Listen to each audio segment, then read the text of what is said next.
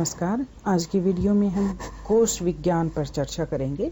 कोश विज्ञान में कोश को देखने की कला हर छात्र में होनी चाहिए। कोश को कैसे देखा जाता है, उसके क्या नियम है, या कोश को किस तरह से निर्मित किया जाता है, निर्मित करते समय जो नियम निर्धारित होते हैं, उन्हीं नियमों की जानकारी यदि पाठक को है तो वह कोश को ठीक तरह से देख पाएगा, समझ पाएगा और शब्दों को कोश में से ढूंढ पाएगा।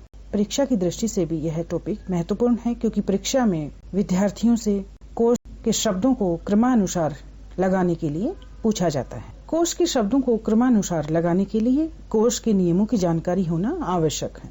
आइए आज हम कोश देखने की कला के बारे में जानते हैं। इसके लिए सबसे पहले आप जिस भी भाषा का कोश देख रहे हैं, आपको उस भाषा के वर्णमाला यानी अल्फाबेट्स की जानकारी होनी चाहिए। हिंदी में स्वर पहले आते हैं, व्यंजन बाद में, तो आपको सभी स्वर और व्यंजन पूर्णतः याद होने चाहिए। वर्णमाला का जो अनुक्रम है वही कोश में भी लागू होता है। कोशकार अपने कोश के शब्दों का संकलन करके उन्हें वर्णानुक्रम से लगाता है। प्रथम ध्वनि के बाद भी इसी क्रम का पालन होना चाहिए। हिंदी वर्णमाला में अनुस्वार पहले आता है और वर्ण बाद में। उदाहरण के लिए कंकड़ और कक्कड़, शब्दों में से कंकड़ पहले संकलित किया जाएगा जबकि कक्कड़ बाद में। चंद्रबिंदु या अनुनासिक कोश अनुस्वार के बाद ही रखते हैं, जैसे हंस शब्द के बाद हंस शब्द रखा जाएगा। री स्वरों में अपने नियत स्थान पे आता है। व्यंजन अपने क्रम में आते हैं, क वर्ग, च वर्ग, ट वर्ग, त वर्ग और प वर्ग। इनकी जानकारी पाठक को होनी चाहिए। स्वर रहित व्यंजन अथवा आधे वर्ण को कंप्लीट पूर्णतः वर्ण के बाद रखा जाता है, जैसे गजमणि के बाद ही ग्वाल को संकलित किया जाएगा, यानी स्वर रहित व्यंजन पूर्ण व्यंजन के बाद आता है। इसके और भी आप उदाहरण देख सकते हैं, गला, गोमुख, ग्वाला। इसके साथ ही संयुक्त व्यंजन अपने पहले व्यंजन के आधार पर आते हैं, जैसे अक्ष।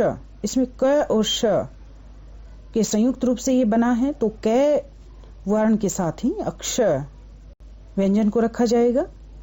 जैसे क्षेत्र, क्षमा, ये सभी क वर्ण के साथ में आएंगे। इसी तरह से दूसरा संयुक्त व्यंजन है त्र, जिसमें त और र के संयुक्त रूप को देखा जाता है, यह त वर्ण के साथ में आएगा। और ज्ञ, जैसे ज्ञान, इसमें ज और ये का संयुक्त रूप है, तो यह ज के साथ में रखा जाएगा। शब्दों के साथ साथ उनके भाववाचक संज्ञा, विशेषण, क्रिया आदि रूप भी कोष्टक में दिए रहते हैं। कोश में वर्ग की पांचवी ध्वनि, जिसको अनुस्वार के रूप में भी लिखा जाता है, वह अपने पूर्व वर्णों से पहले आएगा, जैसे पंखा और पक्षी। इसमें पंखा पहले आएगा, पक्षी बाद में आएगा। ये आज हमने कोश से जुड़े नियम देखे हैं। इन नियमों की जानकारी के बाद पाठक को इनका अभ्यास करना भी आवश्यक है। आप कुछ शब्दों को लिखिए और उसके बाद उनको क्रमानुसार लगाइए। धन्यवाद।